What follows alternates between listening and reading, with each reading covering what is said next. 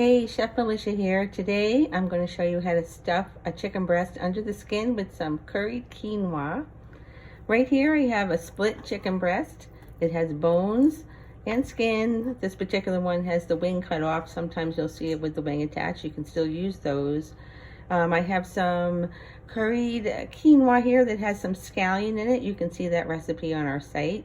The trick to doing this is working your finger under the skin as far in as you can get it without ripping the skin. I only want this small window here. And then I'm using this long-handled half teaspoon, and I'm going to just shove that in there all the way in. It can be a little messy, but that's okay. You're going to get it all in there. And just keep doing that. Get kind of as much in there as you can. You want the quinoa to be cold when you put it in. You don't want to put this in there hot. So you're going to do a little bit of planning ahead. I got some in there. I'm just going to keep pushing it in, getting it down in there, all the way in. What this is going to do is when you roast it, the skin is going to get really nice and brown and crispy from all the olive oil in the quinoa.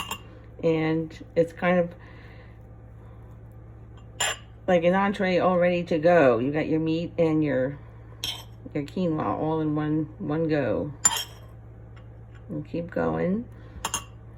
I like to put a lot in there. It makes a really nice presentation when it's done.